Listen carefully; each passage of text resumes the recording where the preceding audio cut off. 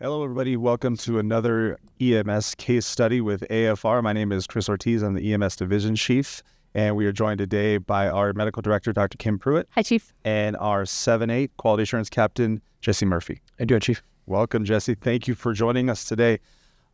We had a recent case study that talked about death notification, and one of the pieces that we segued into in that discussion was regarding obvious death and how to handle those. So we felt it was appropriate to do a full case study and just a discussion, because I know it is a topic with some of the operational changes that we had recently made. For those who aren't aware, we changed our response posture for obvious deaths to just be a BLS response. So our engine crews are going to those calls first, identifying whether it is an obvious death, confirming that, and then if it isn't, obviously calling in for additional resources. So it was a big culture shift for us, but so far we've done a great job of identifying. We have outstanding basics, intermediates, and paramedics who do a good job at this. So I wanted to just talk with you a little bit today in regards to what you can educate crews who may not be as comfortable with recognition on what they can look for. So obviously we talked about it before, but in your role as 7-8, you're responding to all cardiac arrests.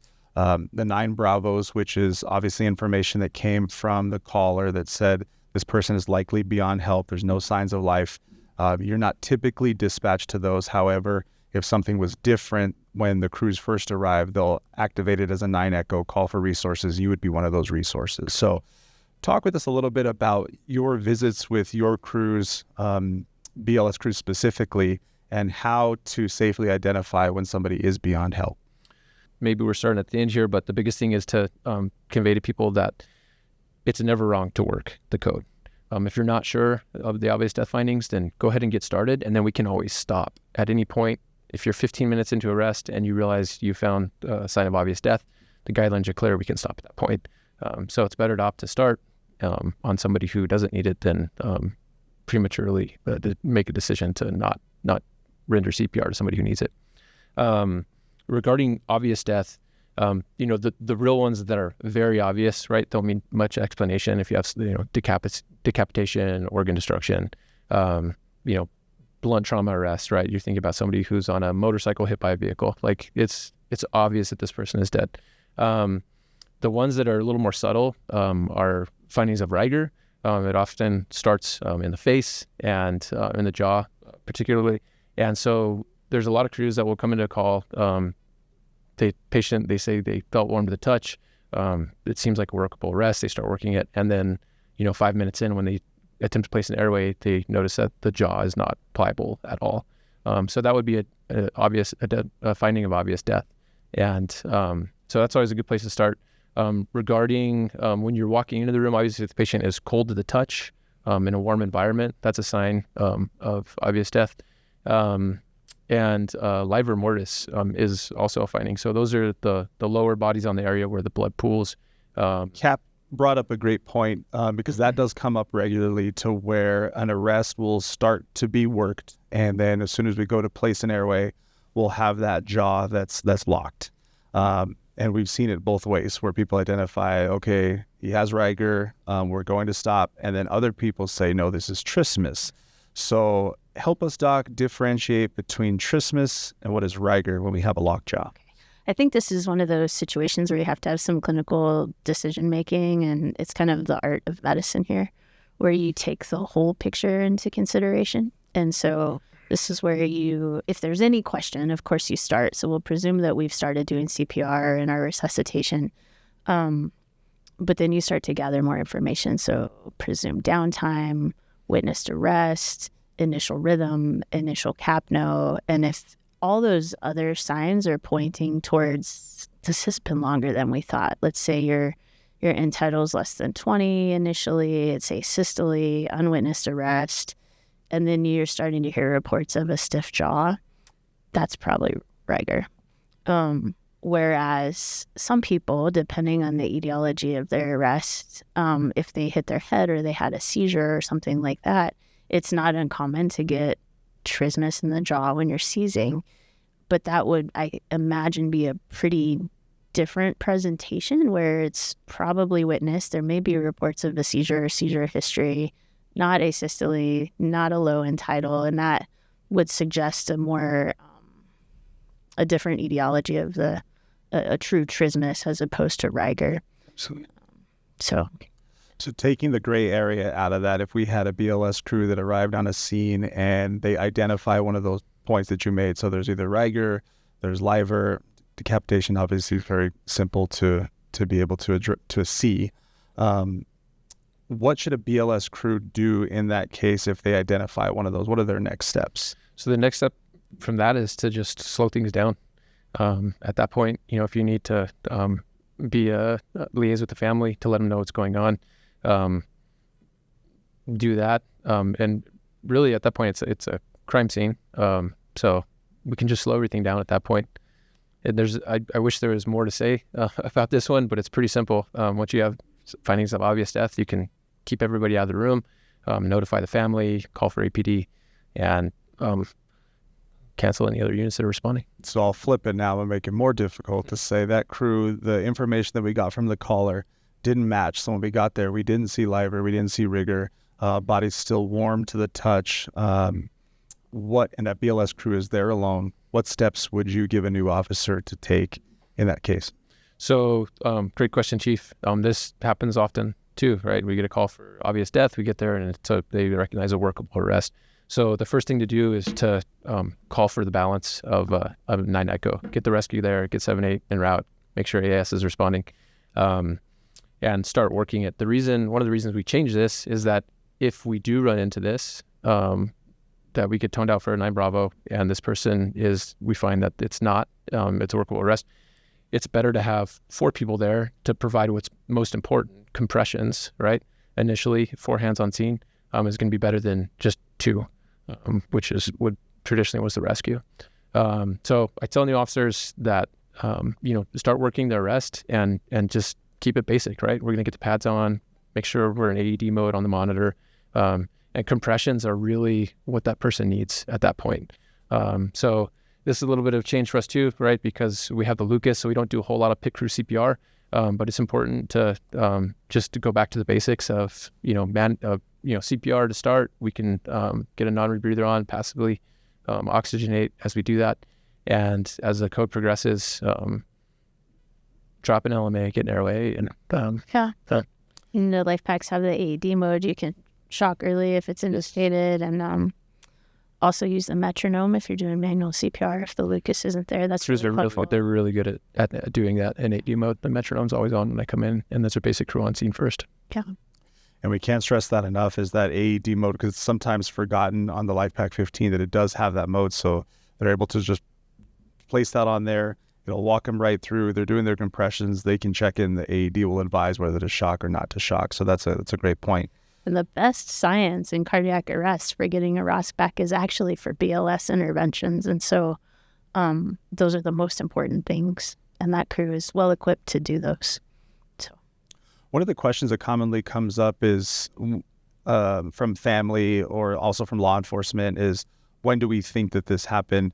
From your perspective, Doc, in terms of those stages of death, whether it be liver or rigor, how quickly do those typically set in? It is really tough to tell, and it honestly needs to be determined by a pathologist. We have some ballpark numbers of things, but a lot of these are factored in by the environment. Is it outside? Is it cold? Is it warm environment? And different underlying physiology too. But in general, for liver, if you're seeing that the pooling of the blood in the dependent areas due to gravity, probably anywhere from 2 to 6 hours, if that's there. And we know that the best chances for resuscitation are within minutes. And if you're starting to see that liver, it's been hours most of the time. And same with rigor, that also sets in over an hour or two. As those muscles start to degrade and the calcium and the ATP are released, the muscles will initially start to contract. And that's within a couple of hours as well. So that's why we call that obvious death criteria, because it's been much longer than would be expected to have a good outcome. I was at Station 15A a couple nights back, and they've gotten into the habit of busting out a protocol shift to go over. And that one was the hypothermic patient that they were studying that day. So talk to us a little bit about obvious death, especially now in the months of January, February, these winter months. of how we handle somebody who's outside in the elements, who ultimately looks like an obvious death? What are the differences with hypothermic patients? That is an excellent question, and that can be tough to discern. Because they're cold, they're not going to necessarily have much cardiac activity. If you have no pulse, not breathing in a cold environment, they probably won't have those signs of obvious death. The pooling, they may be stiff, but that could also be frozen. And so I think if there's a question of viability, especially if you have a reliable bystander that says how long they've been there, if it seems like a reasonable amount of time, a couple hours, I would transport those folks to the hospital.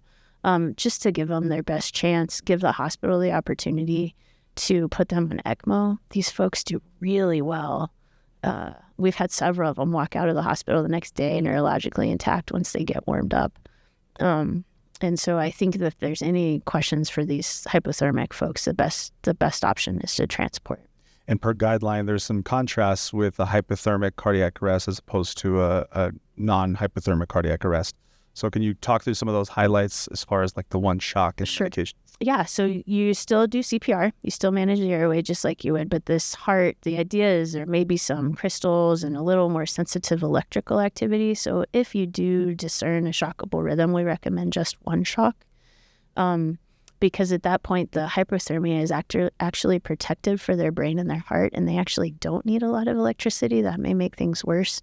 Just doing your best to continue the CPR and that circulation until they can get put on ECMO. And they don't even really need the epinephrine at that point. I think we allow for one dose. But this is a different physiological problem than our normal cardiac arrest patients.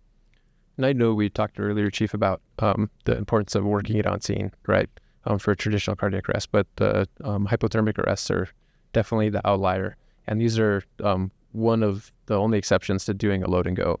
Right, if you recognize that somebody is hypothermic and they do not have very obvious death findings, then that's a great patient to immediately load up, and we can do everything else on the way to the hospital. And like Dr. Pruitt said, hypothermic protective for them. So that 2 minutes that's going to take you to transfer them to the ambulance is not going to be detrimental to them at all. I want to talk quickly about another situation that you'll encounter as 7A to where they don't meet obvious death criteria, but BLS is getting started, and we have a family member that says, hey, I think they have a DNR. I know that's pretty common. Talk with us a little bit about how you handle those scenes when they say they have a DNR, but they maybe can't present it in the moment. Yeah, so this is obviously a very frequent call for anybody with a DNR, surprisingly. But when that happens, it's important that we continue care at that point. We need to check several things before we can honor that DNR. So it's really important that we stress that, hey, we're going to continue CPR, we're going to continue the care that we're rendering. And in the meantime, if we can obviously produce a DNR and ensure that it's signed, that's important. If we can't, that's what consortium is for. And I have yet to have a physician tell us that we cannot honor the family's wishes. So they're really good at that. It's a frequent call that we make to consortium that they can't produce a DNR, but we're sitting here. This is their spouse or their power of attorney, and usually like to get consensus if there's other family members on scene. And it's children. The question of who the POA is can kind of be fuzzy at that point, but if there's consensus amongst the family, no indications that this is a suspicious scene, then we call consortium, explain that here's what we have, this is the family wishes. And like I said, I'm batting 1,000 for DCs at that point. Starting BLS in the background while we're getting all that stuff done is the key. Correct. Excellent. Last thing I wanted to cover was hospice patients, because that comes up regularly as well. How are those treated in the field a little bit differently when it comes to hospice? So hospice is similar. If the nurse is not there, we're going to start our care. And even and obviously someone that you'd expect to die. And we're going to get the hospice nurse involved early on. They're a great resource, and oftentimes they're not on scene though. And in these special circumstances, we're still going to call a consortium, let them know, hey, this is what we have. They're happy to DC. But we need to let the hospice nurse know that they need to come to the scene. They're usually pretty good about that, but some of them don't know that. And it's a good time to stop and talk with the family too, and let them know what's going on. One thing that's different about a hospice patient is that we do not need APD to respond out to the scene. The hospice nurse will handle all those issues of transporting the patient. And so that's one thing we don't need to call out APD. That's the real big difference there. Yeah, great point with an attended death versus an unattended death. And an attended death is typically under medical direction. So if somebody dies in a skilled nursing facility or somebody dies on hospice, then we don't need law enforcement to come. One of the questions that comes up regularly is, do we have to wait for the hospice nurse? And I think it's situation dependent, and I think you would agree. Correct. We can typically give a warm handoff to the nurse if they're coming in, rather soon. If the family's comfortable, that's probably the biggest decision point, is if they're comfortable remaining with their family member. We can obviously move that patient back to a bed if we've had them on the floor. We can do the right things for the patient and the family. Absolutely. That's where little customer care goes a long way for these folks. Great. Doc, any other pearls that take away from these cases? I don't think so. I think starting BLS, if you don't know, is always the right way to go, and then calling for help if you need it, but also not being afraid to recognize the obvious signs and make a determination. Absolutely. I think the last point we wanted to make was just in terms of documentation, because our BLS providers historically had not had to write these charts. So just basically what I tell folks is just writing exactly what you see, what you did, what you didn't do, and why. And that paints the picture. It doesn't necessarily have to be a full D chart, but if you can paint a good picture as to here's what we saw, here's the situation around it, we didn't do any procedures because he met this criteria, then we're covered, we're good, there's no issues there. Absolutely. And I tell providers too, that's what the exceptions are for, right? If you feel like you need to write like a little bit more of a narrative or a couple paragraphs, then you can do that in exceptions. And this is a great patient to do that for. And it's key to note that we have, what we said, less than 0.1% of the time on these 9 Bravos do we perform interventions. So our alarm room does a great job of filtering these to make sure these are actually 9 Bravos before we're sending BLS resources alone. So I think we've done a good job at catching these. They did a great job. Yeah. So, well, I appreciate it. Always tough topics, but you guys at the 7-8 are a great resource. Doc, thank you for coming and talking with us today. If you have any interesting cases or topics that you want to discuss, let us know. Reach out to the 7-8s, reach out to me, or go through our SharePoint tab and we can do a case study. Until then, we'll see you next time. Thanks, everybody.